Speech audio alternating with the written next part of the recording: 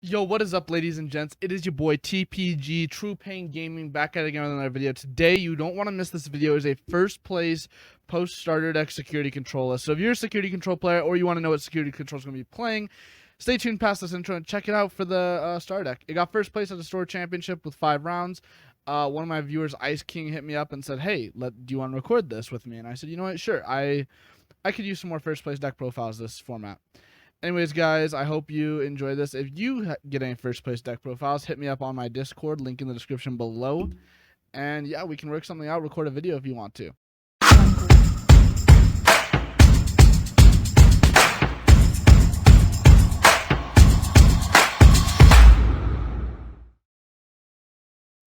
Yo, what is up, YouTube? It's your boy TPG back at it again with another Digimon deck profile. Today I'm with one of my homies, Iceking. He got first place at a store championship with a spicy security control list.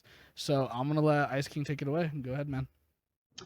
Hey guys, my name's Ryan. I got first place with Yellow Black Security this weekend at a store championship. There are 5 rounds and it's one undefeated, but that's what you kind of got to do in those. And I'm just going to go with the list here. We played 4 of the Upamon, all the same. This is the best one. I actually kind of wanted to play the other one, the, what is it? The Angel one that's like if you have 5 security and you attack. Yeah.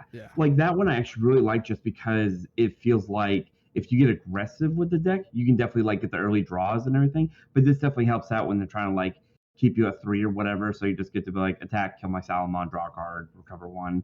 So these are fine. But I don't know. I might try them out in the future.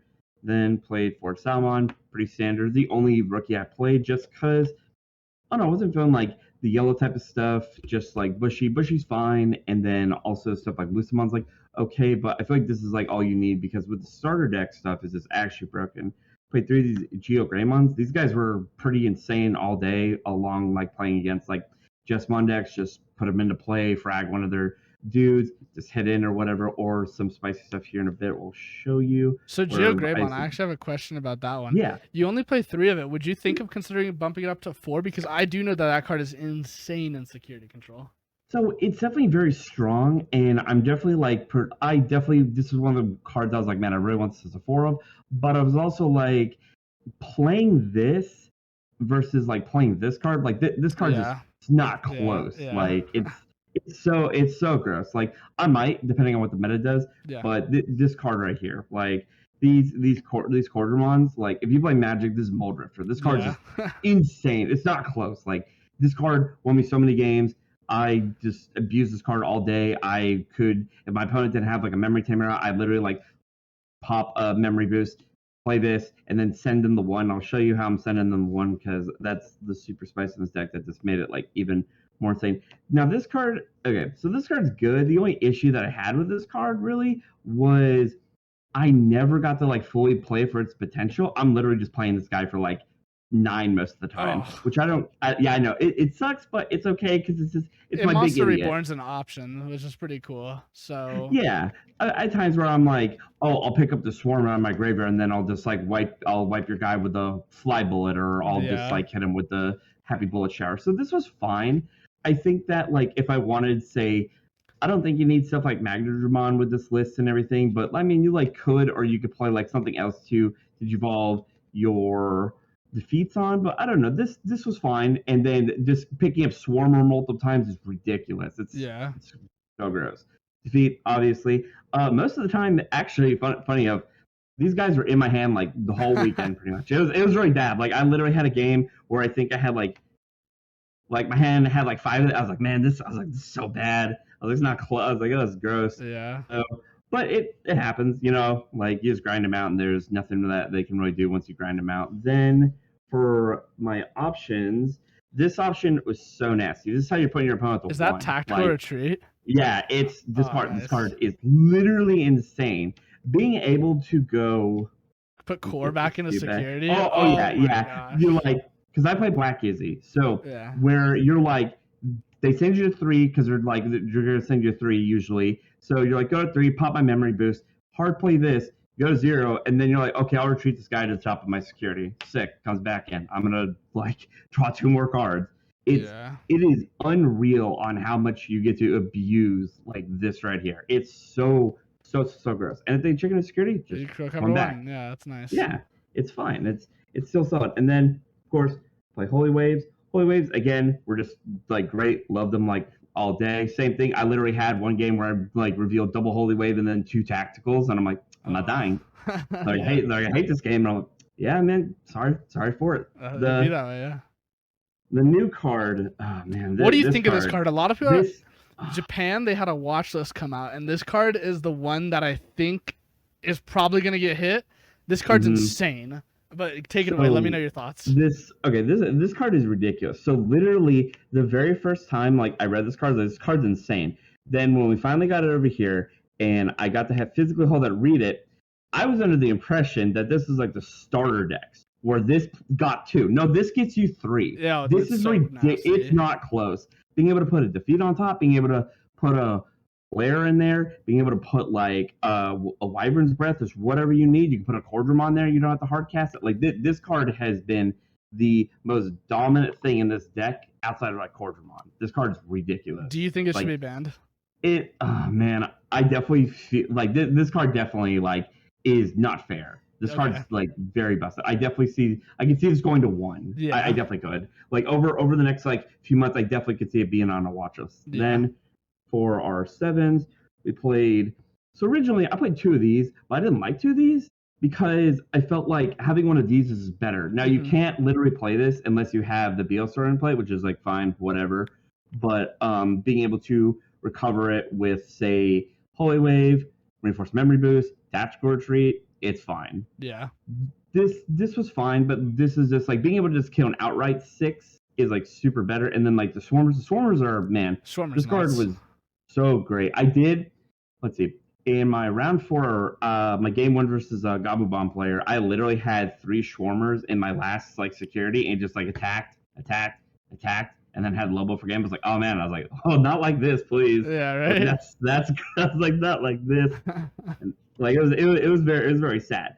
But being able to like flare my opponent's board, being able to like play this just recover so much, where you just have to go through all the security. This card is just chef kiss. Yeah, it's so great. Very good. Having multiple board like that, and then 2 flares. This again, I could see in a case where you can maybe drop 1 and 1 and play 3, but I just wanted to max out on this just because it kills stuff like what is it that the Sistermon Seal. It's a 4-drop or whatever. Yeah. So it kills this. This doesn't kill that. Yeah. So and there's other stuff it gets around too. I remember, let's see, against the Gabumon player, I think I flared and he had was it Kendo Garurumon and he had Lobomon, so I got to like just put his tamers back to being tamers, and he didn't have guys. So I was like, okay, that was very solid for me. Then played 3 of these and 4 of these. Yellow Gaia Force is just so. Wyvern's Breath is insane. God, this card right here is just like I love this. I didn't like most guys take forever to get to 15. The only guys that got up past this, and I was a bit scared, were the black decks that played Black Tide that gave plus 1,000 on your turn. Yeah. I'm like it's kind of hard to kill, but this was definitely like I value this higher than this. This is sweet, but the neg 15 to get around Craniumon, that was like the big thing that I wanted was if I played some kind of like Megazoo deck or like Royal Knight deck that just like a hard play Craniumon or whatever. I always saved this for that. Like I never wanted. I was just like never close. I was like, okay. I had one game where my hand looked like this too, like just these. And they're just like, oh, I'm just gonna hard draw threats. I'm like, sweet. I'm just gonna just get all these out of my hands. I was like, my hand's this. I was like, doesn't matter. I'm just gonna kill everything. Then for the chambers here, I just split of the Joan Izzy and the Izzy. So my thoughts on this are, this is great at 4. Don't get me wrong. Seeing 2 of these in play, and then if they pass you on like 2 or 3, and then you're up by like 2 more, go to 5, go to 7. But I really like this because being able just to sculpt the top of my deck and do something with like Tactical Retreat or Cordramon, or put a flare up there that I need, or get it with Reinforced Memory Boost, just anything like that. Like I definitely am a fan of this. Playing it at 1, you never really see it. Like it's just kind of low, but like I didn't think like the top part of this, like Air Black Digimon dies, like that never comes up. But like the gain 2 memory and then the sculpting. This deck, I swear, for playing security in the future, you just have to sculpt the top of your deck. It's great. there's the only time like I saw some the guy that I who conceded to me in the finals because he had his invite. He played. We were playing like most of the same list. Like almost he played like Magdramons, and I think like another card was different. But he played against the guy who's playing was it Red Gallantmon, and he played a Magnadramon on him, and he just like dumped. I think he dumped like 3 Wyvern's Breath and 2 of the fists off the top of his deck, and I was like, oh geez. He's like, and I couldn't kill his Omnimons because he's like, I ran on my other one. I was like, yeah, that's kind of rough. Yeah. So I was just like, you can definitely abuse that, like being able to know what your opponent is playing on the top of the deck versus like in other card games, it's just all like hidden knowledge or whatever. So I definitely feel like you can like players can abuse that because you can't like I'm pretty sure you can't take notes in this game, but I think that like players should be making mental notes on what's coming up and what's going to be there and everything. I've had games where my opponent just totally forgot what was my security, like 3 down. Like and it's like, oh, I didn't play around, I didn't know about it, but like, well, you did because I revealed it off of like memory boost or TK or not TK or Izzy. Yeah. But I also definitely feel like you'll probably get flack for this video just because it's a security control video. My thing about this is if you're a player and you struggle against this deck or you just hate this deck, which is fine. My round 2 opponent played him 1 game. I decked him out and he's like, I hate this deck. I don't want to play anymore. And he just conceded the game. He just didn't want to play the second match, which is fine. You're welcome to do that. But you should definitely be playing 3 ties and 2 delicate plans. Like the Gabumon decks, like the Jessamon decks obviously play that, but the Gabumon decks, same thing. Like so my main I had like 2 questions that I thought of while this was going on. One was, what was your hardest matchup? And that kind of leads to my next question. Let's see, my hardest matchup all that. Let's see. Round 1, I played versus a black toolbox, and it just kind of wasn't close. I just played dudes, I killed them or whatever. Round 2 was the Shine Greymon Dynasmon player that just decked him out. Round 3, I played against a Jessamon player. He was not playing Delicate Plan for some reason. Didn't think he'd play against their security control, I guess, and then that was pretty simple. Yeah. The Gabumon player that I played was very good. And that I could definitely feel the pressure in that because how quick it was and how you have to see certain cards. You need the board wipes. You have to play Ultimate Flare because all these Bond decks, even the Jessamon decks, like they have little idiots. You have to kill the rookies. If you're not playing the board wipes and you're like, oh, it's okay. I'll just like I'll just Magnadramon recover for 2, it'll be fine. And they're like, no, you'll die. Like you can definitely die. Like that's why I don't like Magnadramon because it's like if you're at 3, they can just like, I'll push up this Gabumon. I'll get 3 checks or whatever, and they have the Delicate Plan or something, and they go in with like Lobomon and another Lobomon or something like that. Yeah. So, Jessamon, do you think that deck would be a threat if it was playing Delicate Plan? Because I know Jessamon is like, the only reason I haven't touched 2CC this format is because I am very scared of Jessamon with Delicate Plan. So I have had that happen to me where my opponent was just like, oh, I'm going to sit in the back here on this Jessamon that I've been building up for like ever. And then they have their ties, however many of those they got out, and then they like wait, and then they push it out. When they push it out, they got the Delicate Plan. So I did have a game where I had 9 security and I died from there because of a Delicate Plan. I think that being able to not interact with the breeding zone or something, or being able to not have something that's like the counter Delicate Plan or stop Delicate Plan's kind of like rough in general. I think that's quite powerful because it just how do I put it? It's not very interactive gameplay. Like this, like people could say like, oh, this deck's a solitaire, it's not interactive gameplay. Like it is interactive gameplay because you're trying to make sure you're stopping your opponent at every turn. You're trying to make sure you're gaining advantage, whether that be playing the Cordramon, retreating it to the top of the deck, whether you're playing this memory boost for turn and hopefully going to see 2 cards that are going to matter here, whether one be a board wipe in your hand or something, and another be like a removal spell or a defeat in security. It's easy to just sit up, build your big Voltron idiot guy and just push it, and swing. Like, I definitely think that Delicate Plan is a very scary card, and it's oh man, that card's so nightmare fuel against this deck. In the next, was it the classic set? They had that new card coming out, the one that's like generic, and you play Analog Boy or whatever. And that the one that says option. Your opponent can't activate options on the next turn. Yeah. So now they're just not scared to kill you now because now they're just gonna be like, I'm gonna push up, swing or whatever, and then I'll untap my guy or whatever, so they can't swing into him or whatever. So they don't have to finish the checks, and then be like, play this, go. How do you kill my guy now that's just sitting out here? You Yeah. can't. Like, you can't run into him. You can't, you have to, like, you can't bounce, you can't just do anything. It sucks. And I definitely fear that card too. Maybe when that card comes out, I don't think like playing security control would be good, but I definitely think that some of the lists of Jessamon are very clunky, and because they're like, oh, I only play like 4 Jessamon and like maybe 1 Gallantmon or maybe another Gallantmon or something like that, and then like 2 Omnis. Well, you have to see other cards. I literally played a guy who whiffed on 2 Huckmons in a row, the rookie. I was like, oh, that's bad. I was like, I probably just ran away with this game.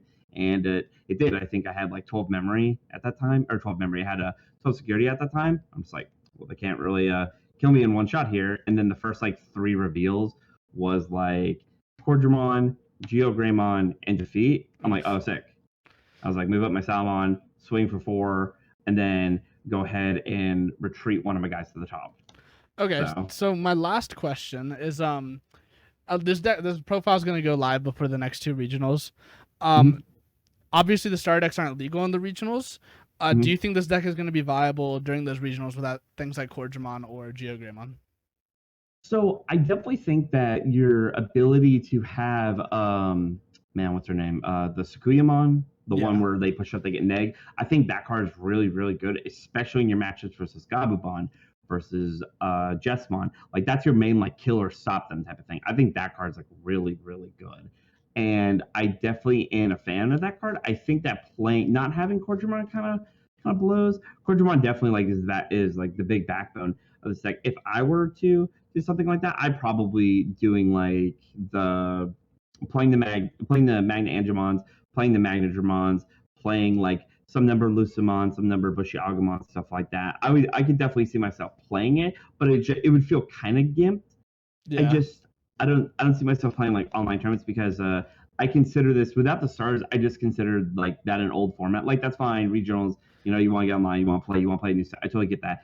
But it's also like without the stars, you play BT5 for 6 months. You know what I mean? You want to play full power. You want to play the memory boost in the Gabumon deck. You want to play the Cordramons in the Gabumon deck. Yeah. Like, stuff like that. Same with Jessamon. Like, I definitely feel that this deck is viable. It'll be fine, I think. But at full power, it's just like, it feels like you're playing a totally different game than how you've played security control before.